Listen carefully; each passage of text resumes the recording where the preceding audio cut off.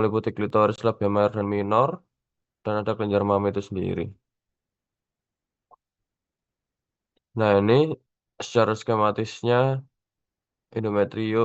ovarium di bagian sini. Ini isinya terdapat bentukan folikel-folikel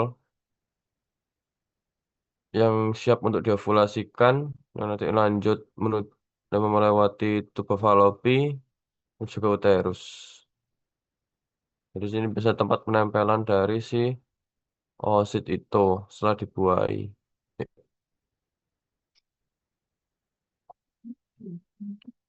Nah, ini adalah ovarium itu nanti akan terbagian, ada bagian korteks dan bagian medula. Bagian medula ini adalah isinya pembuluh darah, limfo sama syaraf, kebanyakan. Lalu di korteks ini yang akan banyak kita bahas, yang berisi folikel-folikel dari ovarium. Nah, di bagian korteks ini terdapat tiga lapisan. Yang pertama ini selapis kubis, ini adalah germinal epithelium, lapisan paling luar. Lapisan kedua ini adalah tunickel buginea yang berisi jaringan ikat padat.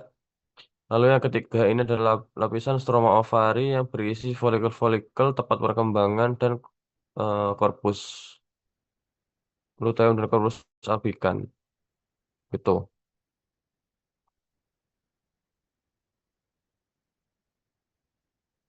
Nah, ini akan kita pelajari bentukan-bentukan yang ada pada stroma ovari. Nanti akan meliputi folikel primer, growing follicle. Ini yang kalau di embrio kalian pelajari itu folikel sekunder dan tersier. Lalu ada folikel de Graaf, ada folikel atretik, korpus luteum dan korpus albicans.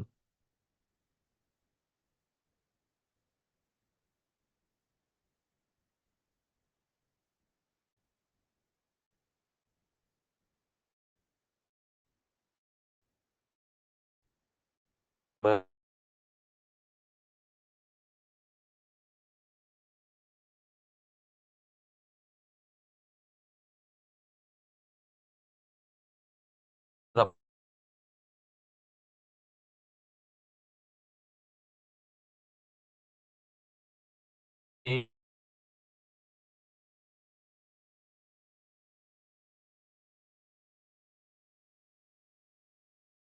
isinya itu oosit primer,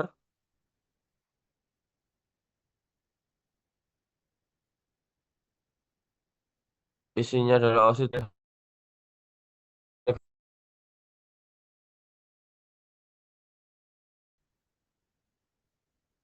Halo, suaraku aman kah atau robot atau patah gimana? Putus-putus Kak suaranya. Putus-putus bang, nge-lag. Wait ya, bentar.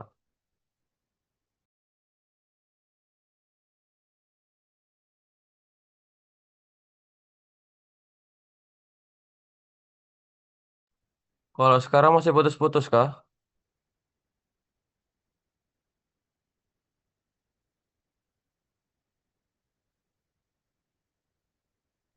Aman bang. Oke. Kayaknya aku off cam aja. Nanti kalau misalkan patah-patah atau kayak robot bilang aja ya.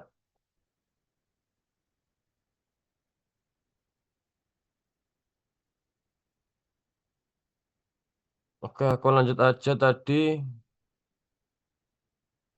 Yang folikel primer, letaknya itu selalu bergerombol dekat dengan tunickel buginea. Dia isinya oosit primer dan ada ketika setelah lahir gas sebelum bertas. Kalau lanjut kedua itu ada growing follicle. Growing follicle itu dia ada setelah masa pubertas, tergantung perkembangan. Nanti kalau misalkan masih belum terbentuk ruangan di tengahnya, ini ositnya itu masih osit primer, tapi sudah ada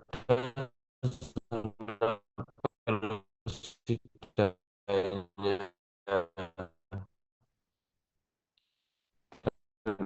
Epitelnya itu sudah sudah berlapis kubis sel folikulernya.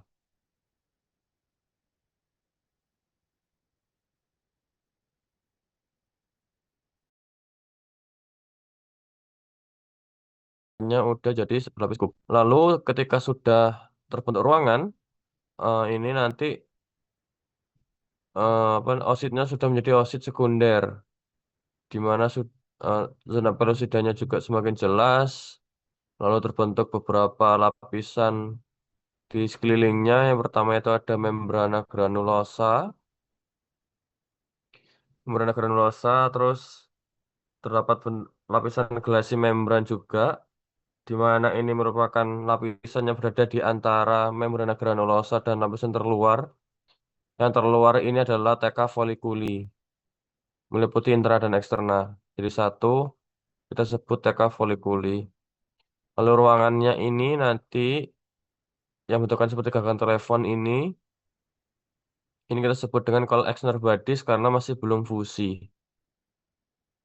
Gitu. Isinya adalah liquor folikuli. Setelah di growing follicle, memasuki follicle graft, di mana ruangannya ini sudah terbentuk secara sempurna fusi, nanti juga akan terdapat beberapa bentukan dan lapisan. Ositnya juga masih sama, osit sekunder, tapi lapisannya ini sudah berkembang. Yang paling luar ini masih sama, ini adalah membrana granulosa, tetapi selapis yang mengelilingi daripada osit sekunder ini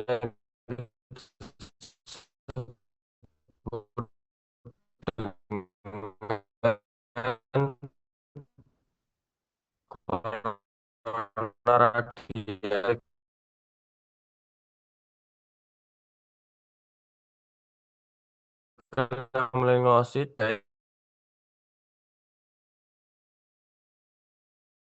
corona radiata itu hanya selapis yang menempel pada halo.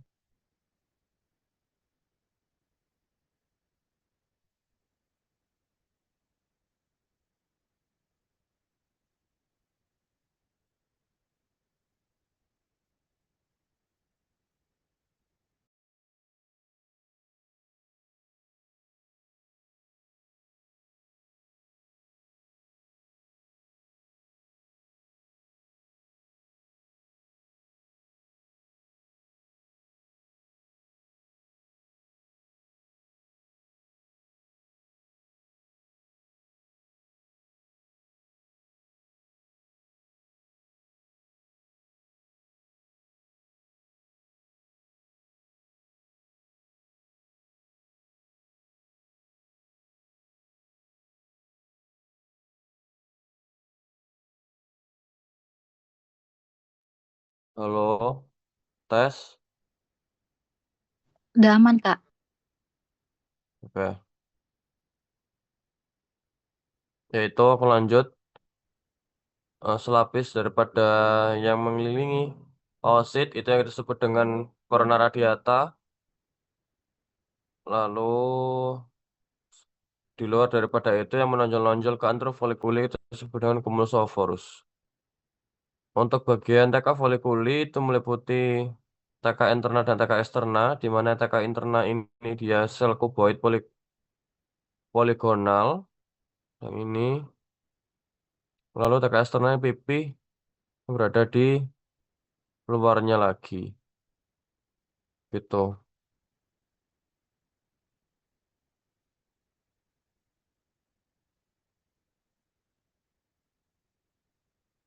Nah ini zona pelusida, selapis sel folikuler yang mengelilingi zona pelusida ini kita sebut dengan corona radiata, dan yang bagian yang menonjol ke antrofolikuli disebut dengan cumulus ovorus,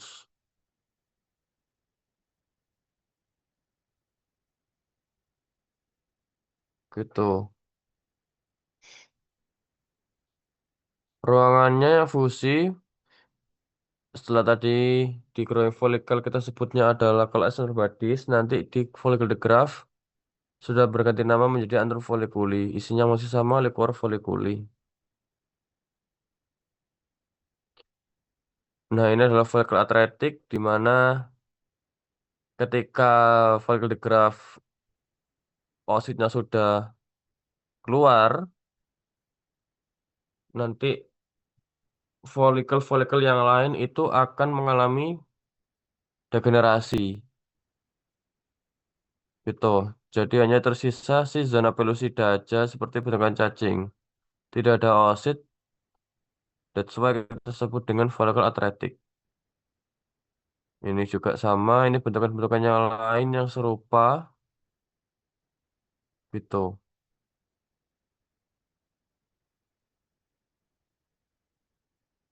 Lalu ini adalah corpus luteum. Corpus luteum itu merupakan follicle the graft yang telah mengalami ovulasi.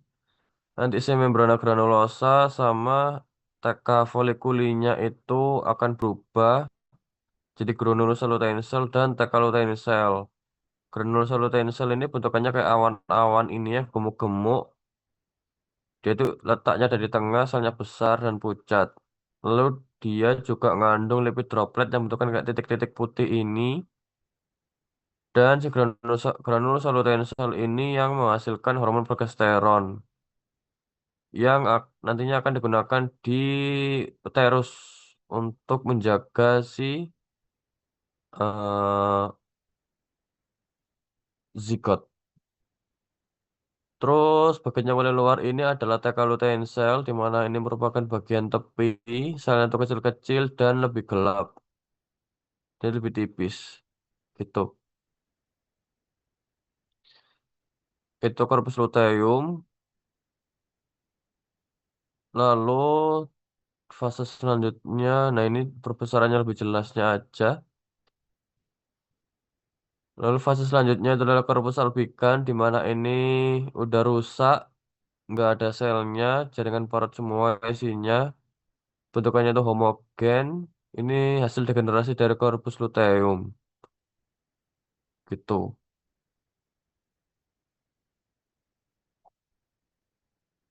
Sebelum aku lanjut ke tubofalopi dari teman-teman, apakah ada pertanyaan terkait dengan folikel-folikel dan corpus?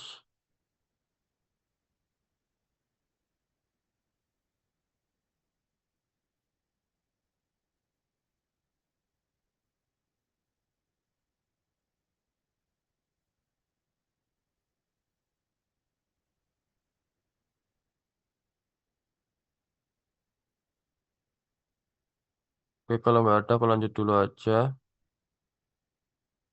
Selanjutnya, setelah dari ovarium, nanti si oosit itu akan keluar memasuki atau melewati tubuh falopi, tempat di mana bertemunya si oosit dengan spermatozoa.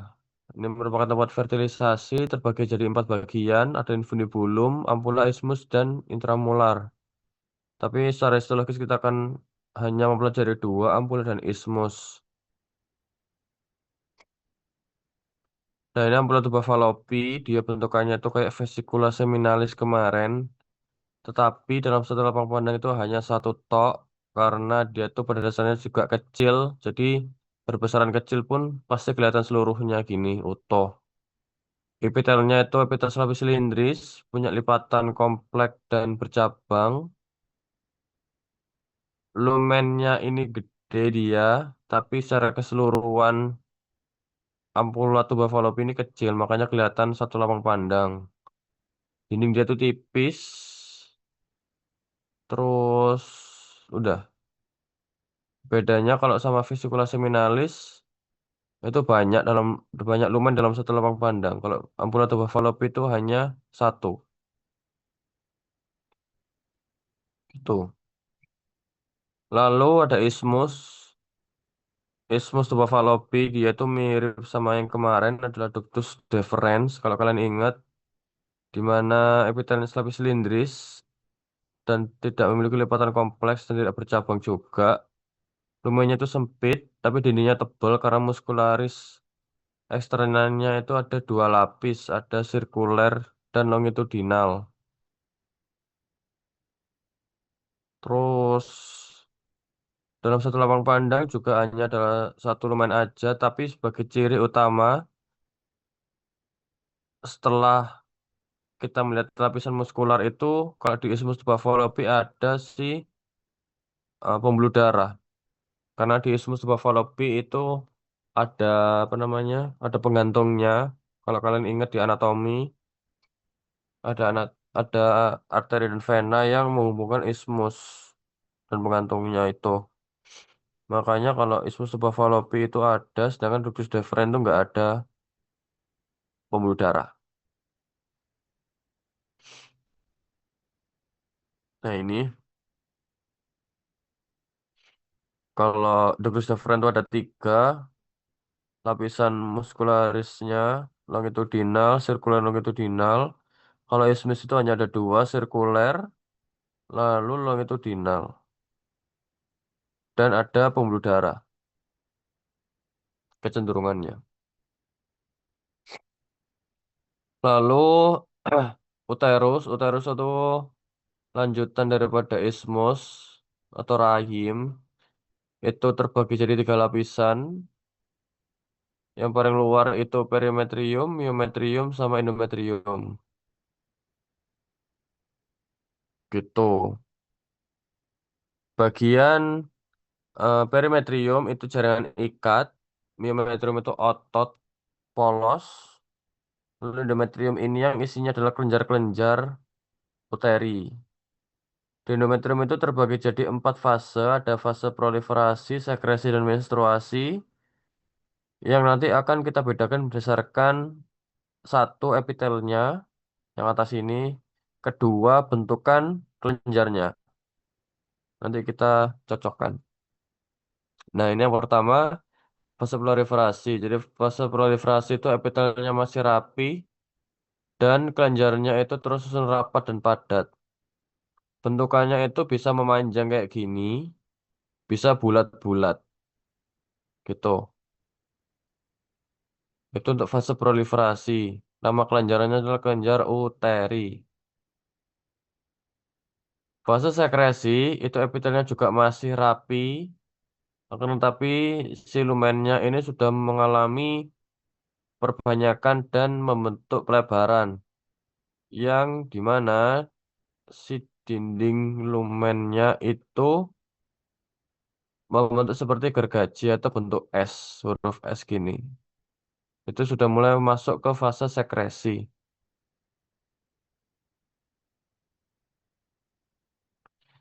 Dan selanjutnya itu adalah fase menstruasi di mana si epitelnya itu sudah mulai ruptur atau terkelupas mukosanya karena mengeluarkan si apa ya, darah sel-sel epitel gitu. Dan si apa namanya si kelenjarnya sih sudah mengeluarkan sekret-sekretnya kayak gini. Ini rusak gitu. Si bentukan kelenjar uterinya sudah tidak beraturan.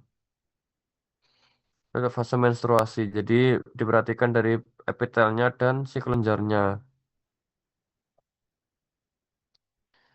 Nah, lanjut dari uterus itu nanti ke bagian serviks. Ini hanya dikit aja bagiannya, makanya bentukannya itu pendek bagiannya.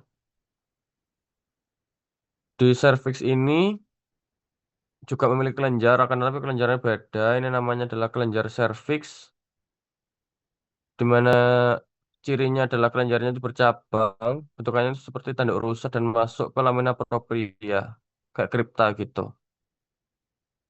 Lalu eh, kecenderungannya di serviks uteri ini si kelenjarnya itu bisa mengalami pembatuan atau kondisi patologis seperti kista yang kita sebut dengan ovulanapot gitu, mereka membesar. Kayak ini juga.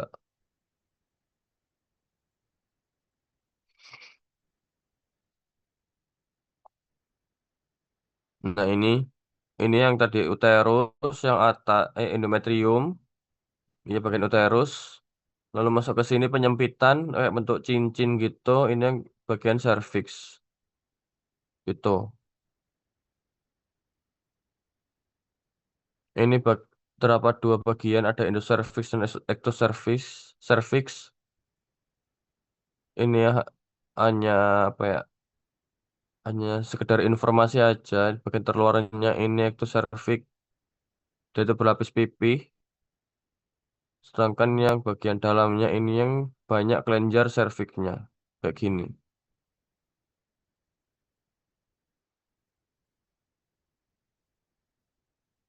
Lalu lanjut ke vagina. Vagina ini mirip dengan esophagus tapi tanpa kelenjar. Atau juga mirip dengan anus tapi tanpa korneum.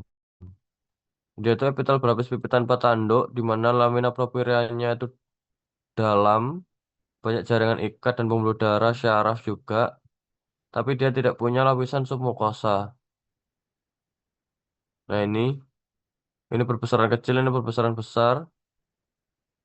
Setelah epitel berlapis pipih tanpa tanduk, dia tuh langsung nyentuh ke lamina propria yang dalam. Ini gak sama. Dan tanpa melanin.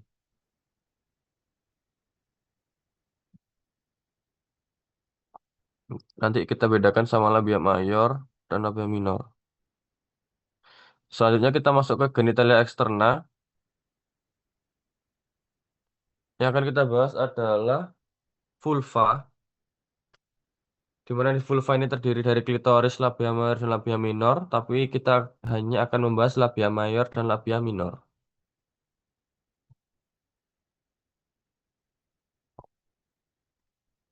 Yang pertama itu adalah labia minor, di mana dia ini mirip dengan bibir, tetapi dia itu epitelnya berlapis pipih tanpa tanduk dan terdapat kelenjar sebasea yang tidak bermuara pada folikel rambut. Jadi cuma kelenjar sebasea aja, nggak ada folikel rambutnya. Sedangkan bibir, dia tuh ada kelenjar sebasea dan ada folikel rambut. Gitu. Ini labia minor.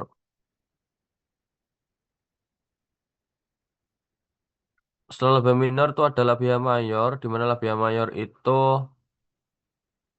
eh, pada dasarnya dia kulit tebal sebenarnya, tapi di sini banyak melaninnya. Itu yang membedakan labia mayor dan labia minor. Di labia mayor juga perbedaan dari epitelnya jelas, dia itu epitel berlapis pipih bertanduk karena dia berada pada bagian paling luar. Gitu. Dan hmm, bisa jadi ada folikel rambut dan tidak ada folikel rambut. Tergantung hewan.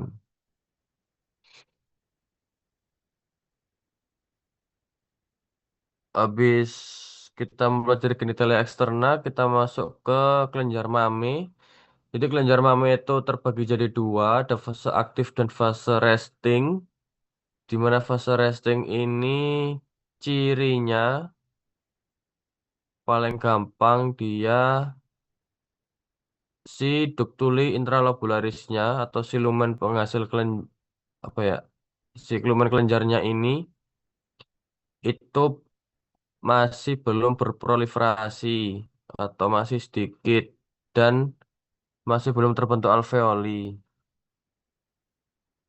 Yang kedua, dia banyak jaringan ikat intralobuler dan banyak lemak. Sedangkan untuk fase aktif, dia sudah berproliferasi dan biasanya sudah terbentuk alveoli. Soalnya terkadang itu ada yang masih belum terbentuk alveoli, tapi dia sudah berproliferasi banyak kayak gini. Jadi kayak bentukannya yang bawah ini, yang aku tunjuk ini, tapi dia banyak. itu sudah masuk ke fase aktif sebenarnya, tapi belum menghasilkan susu. Ini yang membentukkan pucat-pucat di dalam lumen ini di susunya, gitu. Terus yang kedua, jaringan ikat intralobularnya sudah mulai tipis. Intralobular dan interlobular tipis, gitu.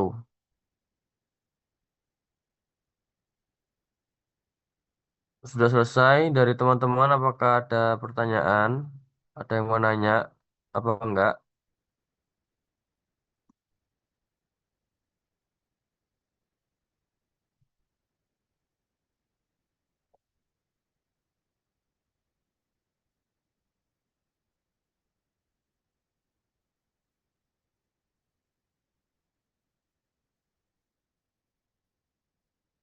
Halo, nggak ada?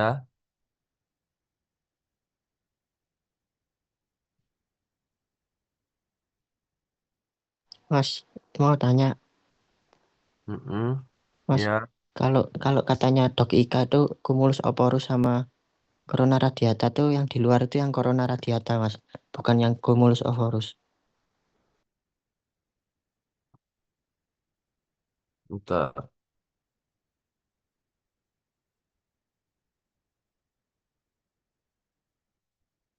Oh iya, ntar ya. Aku cek dulu.